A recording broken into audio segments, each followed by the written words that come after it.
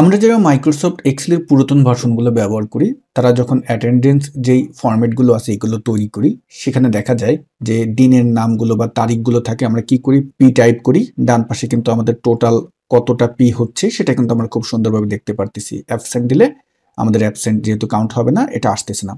তো এভাবে আমাদের কি করতে হয়, টাইপ করে কিন্তু ব্যবহার করতে হয়। তো যারা নতুন ভার্সন ব্যবহার করেন তাদের আর এরকম টাইপ করতে হবে না, কারণ মাইক্রোসফট এক্সেল চেকবক্স নামে একটা টুল নিয়ে এসেছে। এটা সুন্দরভাবে ইউজ করেই কিন্তু আপনি কাজটি করতে পারবেন। এই জন্য আপনি যেই রেঞ্জের ভিতরে এটা অ্যাপ্লাই করতে চাচ্ছেন সেই রেঞ্জটা সিলেক্ট করবেন, তারপরে ইনসার্ট মেনুতে যাবেন, কন্ট্রোলস নামে একটি গ্রুপ দেখবেন, চেকবক্সটা জাস্ট একটা ক্লিক করে দিবেন, দেখবেন চেকবক্স চলে আসবে।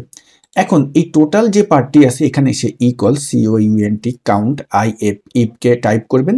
রেঞ্জ হলো আমাদের প্রথম যে দিনের নামের রেঞ্জটা এইটা, অর্থাৎ প্রথম যে স্টেপ আছে তার যে রেঞ্জটা সেইটা, এবং কমা টাইপ করে এখন আমরা ক্রাইটেরিয়া এখানে ইউজ করব হলো ট্রু।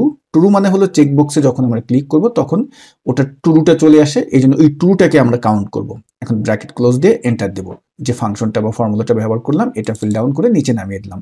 এখন দেখুন আপনি যখনই চেকবক্সে ক্লিক করতেছেন এখানে কিন্তু কি কতজন চলে আসতেছে, এবং চেকবক্স যেটা ক্লিক নেই সেটা কিন্তু আসতেছে না। তো রিভিউয়ার্স, আপনারা যারা Microsoft Excel or PowerPoint basic to advance level পর্যন্ত শিখতে চান, আমাদের অনলাইন লাইভ কোর্সে নতুন ব্যাচের কিন্তু ভর্তি চলতেছে। স্ক্রিনে দেখানো নাম্বারে ফোন দিলে আপনি বিস্তারিত সকল তথ্য জানতে পারবেন, অথবা আমাদের ওয়েবসাইট ভিজিট করলেও আপনি আমাদের কোর্স সম্পর্কে সকল তথ্য পেয়ে যাবেন।